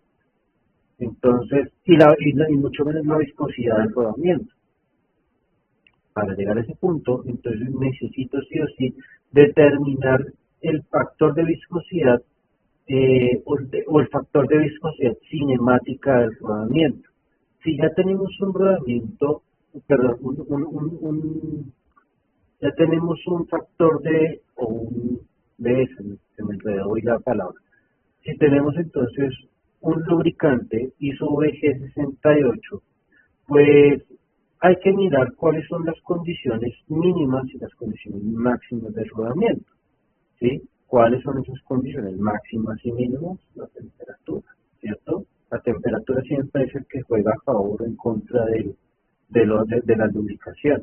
Cuando trabajamos un factor máximo, cuando trabajamos por encima de 250 grados, o cuando trabajamos por encima o cuando estamos en temperaturas extremas, entonces tenemos que empezar a disminuir ese factor de viscosidad, ¿sí? Y entre más elevadas sean las temperaturas, perdón, más bajitas en las temperaturas, tenemos que pues también ajustar ese factor. Pero puesto que estamos en una viscosidad digamos, una temperatura de trabajo normal o promedio, lo normal que se trabajaría si estemos aquí en Bogotá o en el Cerrejón, pues siempre vamos a tener presente este factor de temperatura media, ¿vale?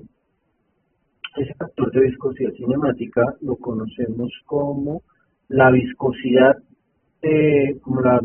media de nuestro rodamiento, que son 68, un ISO 68 VG, sobre la viscosidad o el factor de viscosidad, que fue 75, que nos dio en 75 centistocks. Entonces sería 68 sobre 75,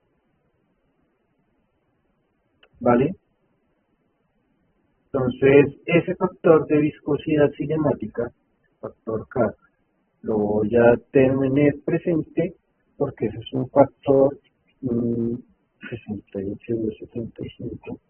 Eso me da 0.9.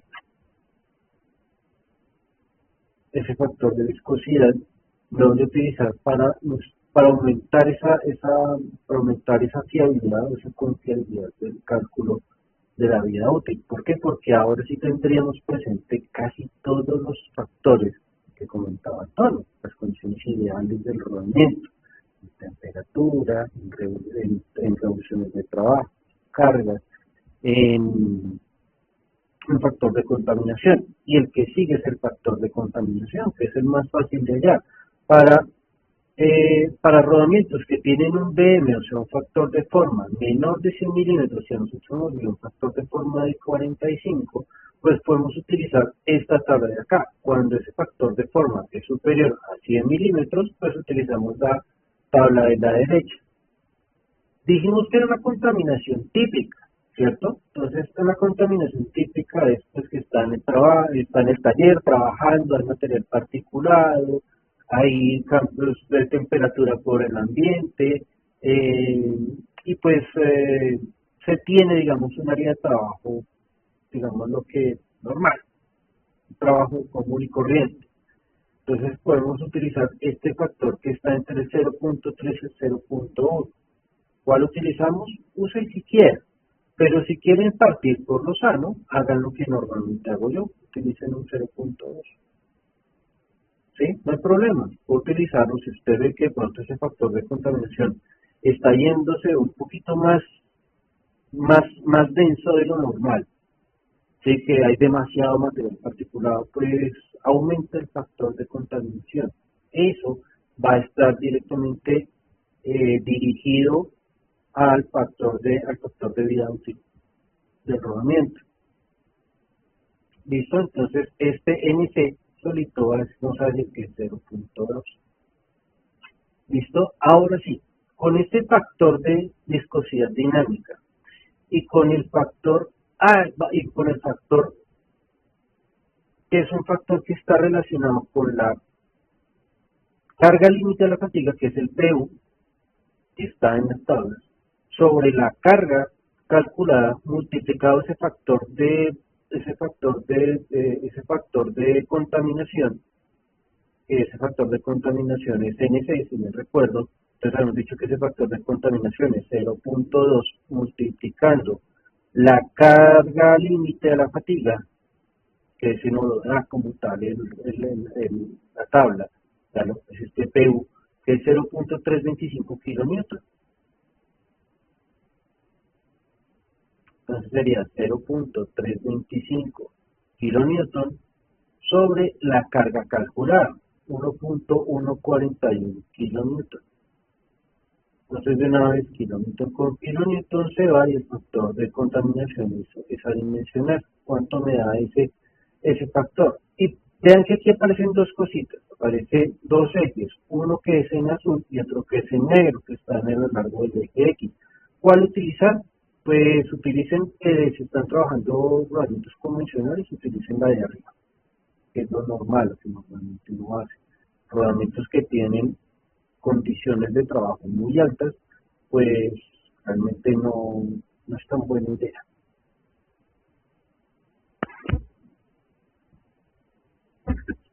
Listo, ¿cuánto me da esto? 0.2, bueno, 0.325 sobre 1.141 me da 0.284, y se lo multiplico por 0.2, y eso me da 0.056.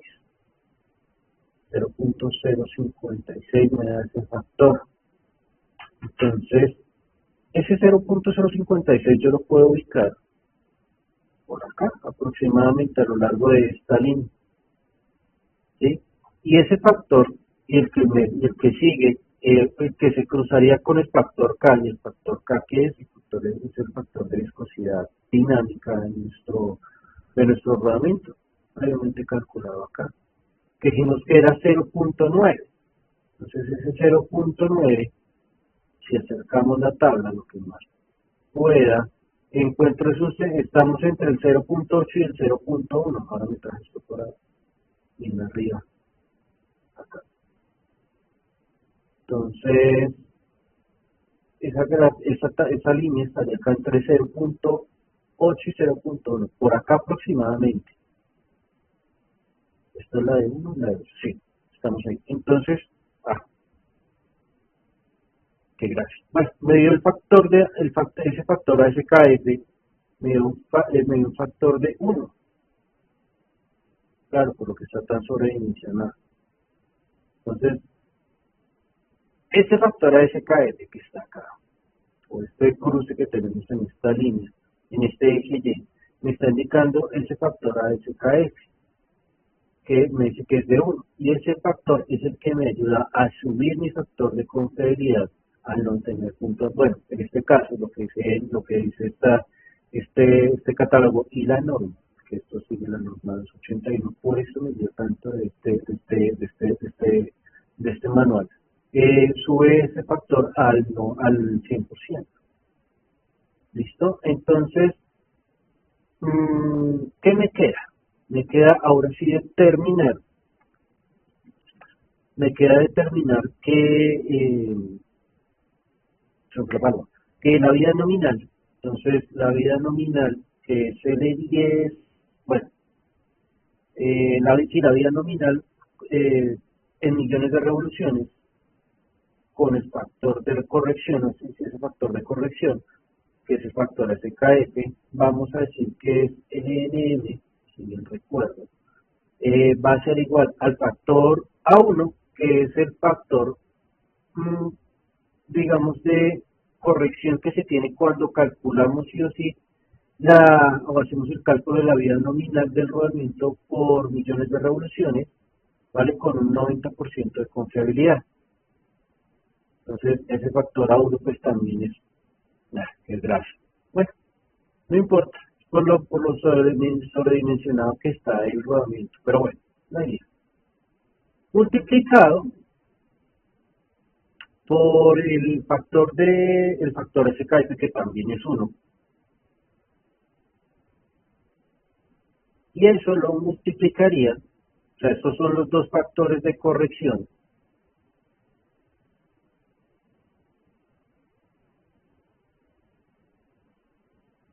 Estos son los factores de corrección para que nuestro KI sea igual al 100% en este caso, ¿sí? Y eso sería multiplicado por L10. Y ese L10 nosotros ya lo teníamos, que nos dio 848. Nos dio 848 millones de revoluciones.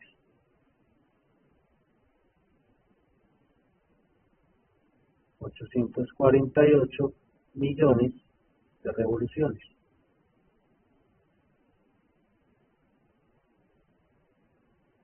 esa vida nominal ya con el factor de corrección, pues 848 millones de revoluciones.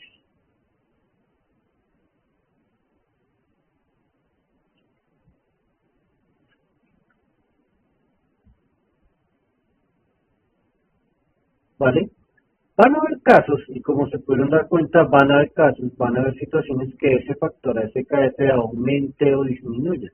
¿De qué va a depender directamente ese factor? Pues va a depender de la viscosidad nominal. Sí o sí va a estar implicada la viscosidad nominal, o sea, la temperatura del trabajo, del rodamiento, la viscosidad la viscosidad del lubricante que usted haya seleccionado, que haya calculado con la tabla, y con los factores de contaminación, porque entre más alto el factor de contaminación, pues también va a cambiar este tema. Y con respecto a eso, pues ya va a poder calcular si pues la vida nominal en horas de funcionamiento.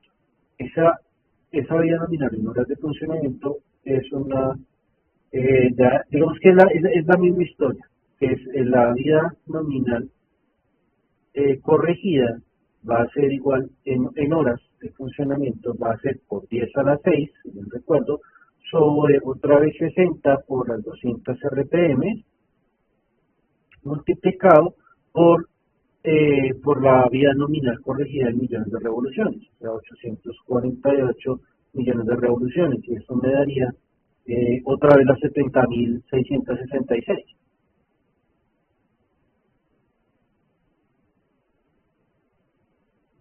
En este caso, por cosas del destino, pues nos dio que el factor ASKF nos dio 1.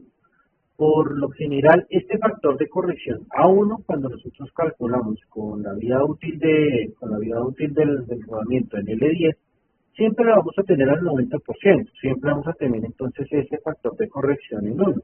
Pero el factor ASKF es el que normalmente varía, o el que debería variar dependiendo pues las condiciones ideales del trabajo. ¿Vale? Este es el que realmente me ayuda a determinar si aumenta o disminuye la vida útil del rodamiento. ¿Listo? Cuando tenemos entonces ya calculada la vida útil tanto en millones de revoluciones como en horas de nuestro rodamiento, lo que se nos viene pierna arriba es determinar la carga mínima. ¿Sí? Lo que aparecía en el video. La carga de rodadura evita que el rodamiento se desgaste o desgaste la pista, disminuyendo su vida útil y generando esas microfisuras o esos pequeños daños en la pista, que lo que hacen es generar vibraciones. ¿Sí? Entonces, esa carga mínima, ese factor de rodadura de nuestro rodamiento, lo vamos a determinar de la siguiente manera. Este factor de rodadura, que es FRM, va a ser igual entonces a un factor KR, que es un factor, bueno, aquí está la fórmula. Me dice que el factor KR es un factor de cálculo que curiosamente no está en las tablas básicas de los rodamientos, o sea, no la vamos a encontrar acá.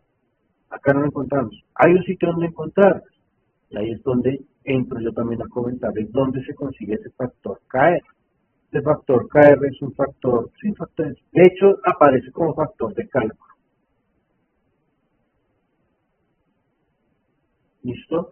N es la velocidad de referencia, N solita es la velocidad, o sea, las 200 RPM, la velocidad nominal o la velocidad de trabajo del rodamiento, y NR sí es la velocidad de referencia. Esa velocidad de referencia, creo que esa tampoco aparece, o sí, no me acuerdo. Acá. NR,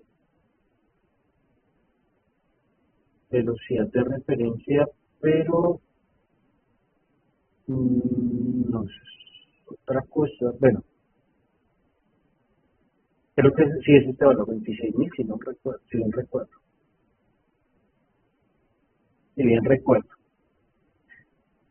que es la velocidad de referencia, y sigue el dm, que pues ya habíamos dicho que era el factor de forma, que era 45, y esto está en milímetros, y ya. Entonces, ¿dónde puedo o dónde encuentro este factor KR? Este factor KR, como les decía, no lo encontramos normalmente en las tablas o en los manuales, así como tan a la velocidad en los manuales. Lo que mejor podemos hacer es irnos de una a la página. Entonces nos vamos a ese KF, y ahí en ese KF podemos digitar aquí en buscar podemos digitar la referencia del rodamiento. ¿Cuál era la referencia del rodamiento? No me acuerdo. 61.197, ¿no? 61.907. Bien. 61.907.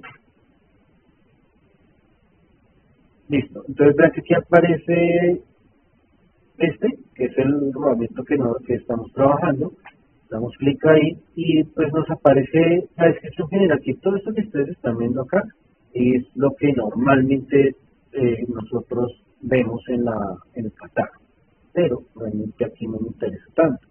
Me interesa más acá en esta parte que dice especificación técnica, que me trae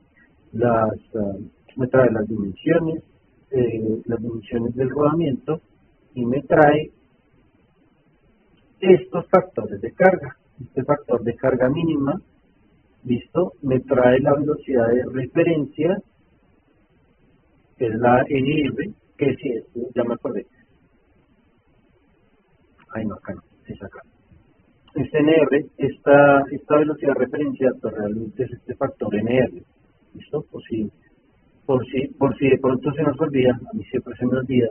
Y este factor de cálculo es importantísimo para cuando tenemos cargas dinámicas. Como tenemos solo una carga puntual, pues solo vamos a necesitar este factor de carga mínimo, este factor KF. Esto que estaría en factor de carga mínima 0.02. Aquí entonces 0.02. La velocidad de RPM, si está, ¿cuánto hemos dicho? Se me olvidó. 16.000, no, 26.000.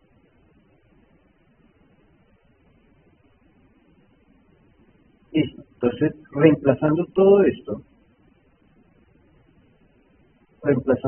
estos valores, pues ese factor de rodadura va a ser 0.02 factor de 6 más 4 por 200 sobre 26.000, y todo esto multiplicado por el factor de forma, que son 45 sobre 100 elevado al cuadrado. Listo, este sería el factor de rodadura.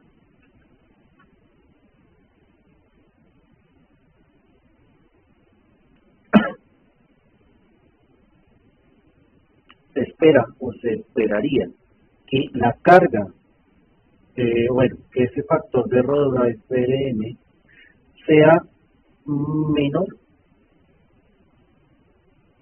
que la carga calculada, así que ese factor P, que eran los 1.141 kilonewtons, se esperaría que esto pase. ¿Cuánto da esto? Entonces, a mí me dio 0.02. 0.02. Listo. Entonces 0.02, esto debe dar un kilonewton. Listo. Entonces, ¿cómo se pueden kilonewton? Y la carga, esa carga P es de 1.141 kilonewton. O sea, estamos volando, ¿cierto? Si esta carga, esta carga mínima, este factor de rodadura es mayor que la carga que nosotros tenemos, pues simplemente quiere decir, o se traduciría que se patina. El rodamiento, al momento que se le aplica la carga, se patina. Hay un punto en el que él se patina. Y hasta que retorna otra vez o vuelve a ese estado de inercia, que su velocidad es constante, pues hay un desgaste. entre las pistas y unas fricciones y unas temperaturas que no son buenas para la vida útil del rodamiento.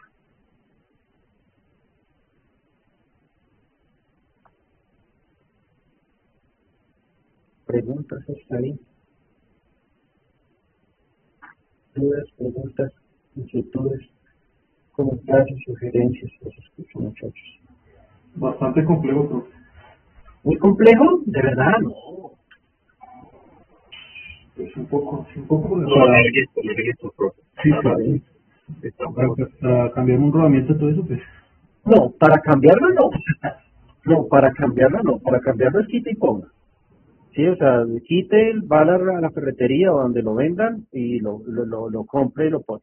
Pero para cuando usted está en un cálculo como tal, cuando usted está seleccionando el rodamiento por primera vez, tiene que hacer eso. ¿Sí? Y no es y como les decía, el rodamiento es un elemento que es de precisión. ¿Vale? Es de precisión no solamente por el ajuste que tiene que hacer el tornero para meter el rodamiento o para ajustar el rodamiento dentro del eje. Es propiamente por estos cálculos. Si usted no tiene claro la forma en la cual usted selecciona el rodamiento, puede que, y por lo general, ¿sí? Por lo general ese rodamiento va a ser eterno, va a durar mucho tiempo.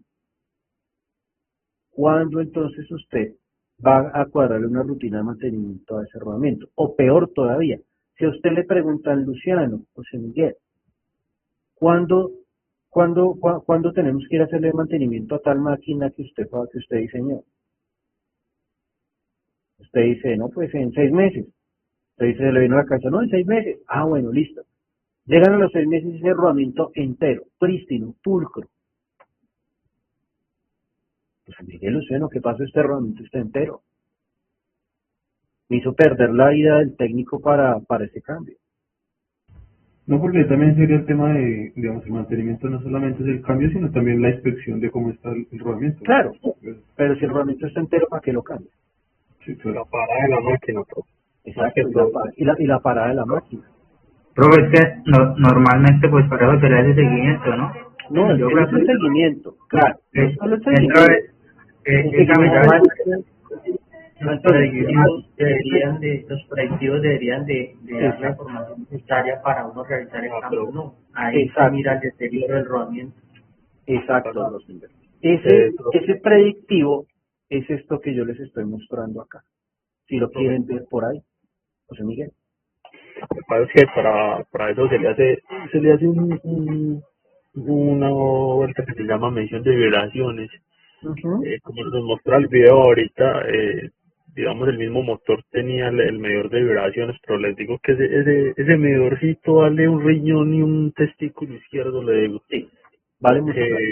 Es plata. Nosotros manejamos uno allá abajo en la hidroeléctrica que no es así como ese, sino que es mucho más tecnológico.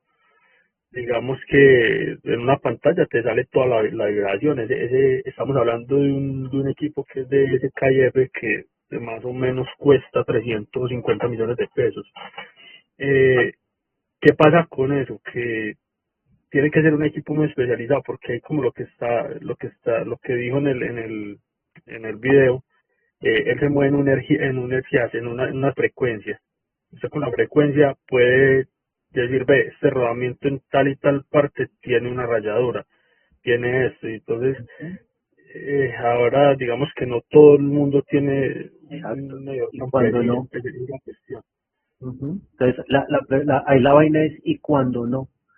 Y cuando usted por primera vez, o sea, le dicen, Antonio, necesito que me diseñe desde ser una bomba. A usted le preguntan estos cálculos. Y usted, pues, o sea, usted cuando entrega esa rutina de mantenimiento, esos mantenimientos predictivos, cuando entrega todas las hojas de cálculo, tiene que entregar esto. ¿Sí? Y esa es la tarea del ingeniero. Y como tal, pues, ustedes tienen que tener claro de dónde vienen todos estos cálculos, porque ustedes les preguntan, y es que a mí también me pasaba, me decían, no, ¿y usted cómo llegó a seleccionar ese rodamiento? No, pues por la tabla. Bueno, enteré que le dice la tabla, no, que aguanta tanta carga y tanta RPM. Ah, ya. No, Y es realmente que no. la vida, en la vida laboral, algunas veces uno se da cuenta de algunas embarradas, digamos así, Ujú. cuando uno no tiene claro el funcionamiento específico de cada equipo. Es decir, por lo menos a nosotros, voy a contarles una anécdota, a nosotros un jefe nos hizo coger una bomba que está trabajando horizontalmente y nos hizo ponerla que funcionara vertical. Ahí vino el problema, porque la bomba arrancó y funcionó. ¿Por cuánto tiempo? Ahí fue el problema, porque esa máquina esa bomba venía diseñada para trabajar con rodamientos horizontales. Cuando nosotros la colocamos vertical, pues las cargas ya se cambiaron. Entonces ahí empezó esa vaina a fallar. Eso duraba 3, 4 meses y se iba por rodamientos y una cantidad de fallas. Entonces en el momento solucionamos el momento, pero a lo largo se nos agranda el problema. Entonces ahí es donde uno tiene que tener claro el diseño, hasta el mismo diseño de los equipos. Claro, y es que cuando usted vea lo que le pasó a Rosenberg, o sea, lo que debe haber hecho ese INTE es haber cogido, desbaratado por un segundo la máquina y decir, bueno, estos rodamientos están trabajando sí o sí solo para cargas horizontales, o sea, solo para desplazamientos axiales del rodamiento, trabajo normal de un rodamiento rígido de bolas probablemente, pero al momento que se le viene todo el peso encima al rodamiento, pues él no se dio cuenta de este pequeño detalle que aparece acá, que tuvo que haber cambiado las referencias de esos rodamientos, por lo menos los rodamientos más críticos, ¿sí? Al no haber hecho ese pequeño cambio y determinar las vías útiles y las cargas del rodamiento, pues, brother, simplemente pues empezó el ensayo y error o al tanteo, y eso no se hace porque eso es plata. ¿Sí? Piénselo en este momento, piénselo por un segundo. Cada 4 meses tiene que estar parando la máquina, 3, 4 horas. ¿Cuánto se puede demorar el cambio de mantenimiento de esa bomba en esas condiciones? ¿Medio día?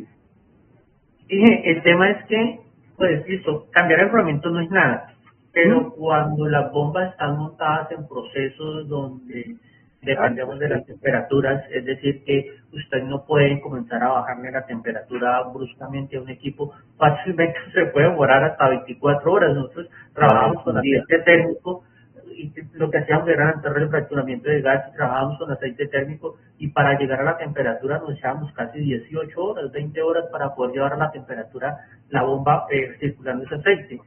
Apagarla era lo mismo, entonces imagínense que eso era casi 2, 3 días para poder hacer esa actividad. Por un rodamiento.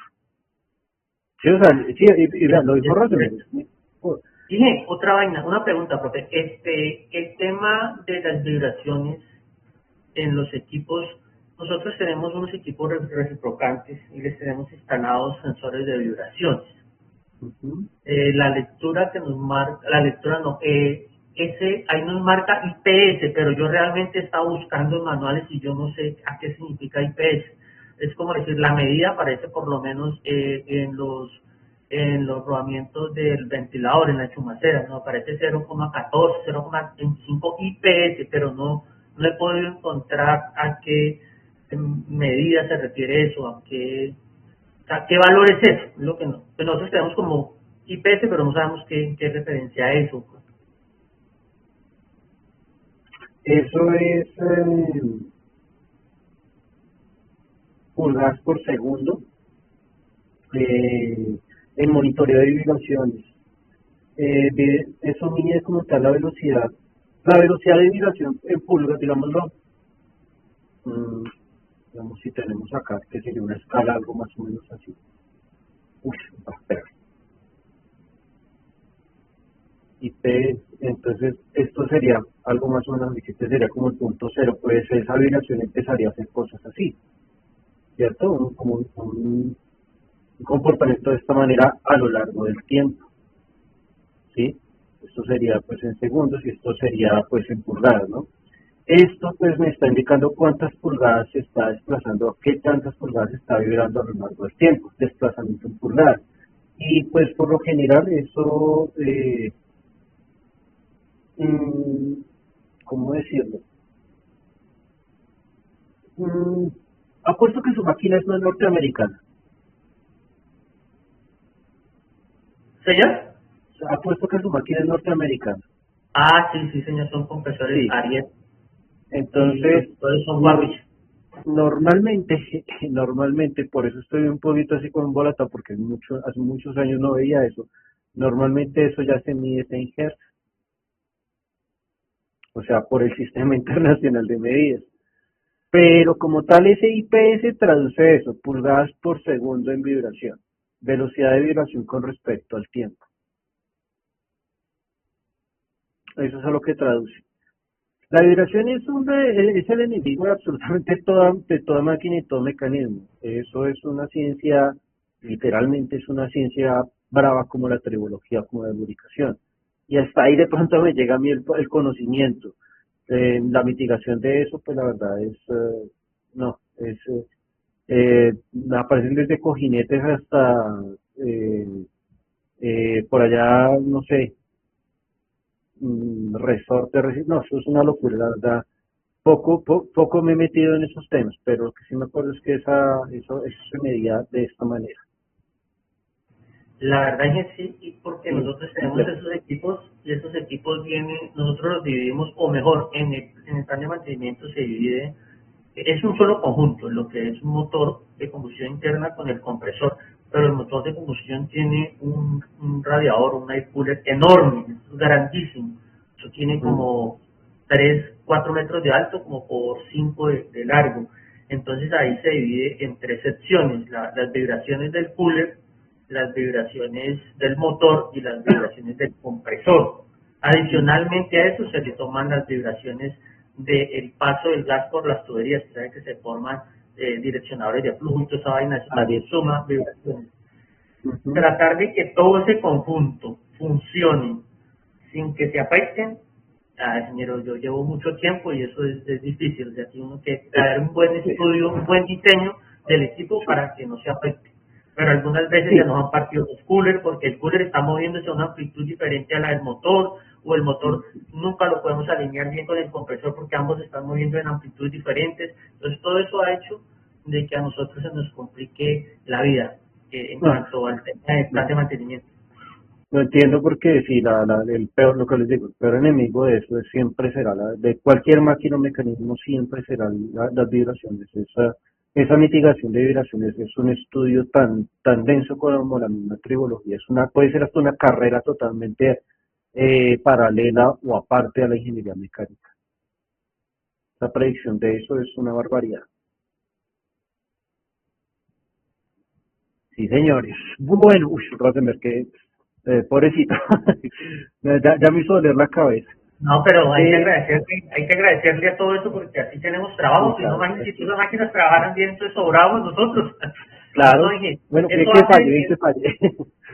y eso hace que nosotros tratemos de implementar nuevos métodos o tratemos de modificar las máquinas. Llegan acá y nosotros les hemos hecho algunas modificaciones que le hemos enviado al fabricante que dicen no está permitido, pero nosotros lo hacemos aún así y nos ha funcionado. Entonces, eso hace de que toda esa vaina, digo usted, nosotros mismos vamos haciendo una carrera con las vibraciones de tal Ujú. manera que hemos llevado las máquinas a que todo el conjunto juegue baile una sola música.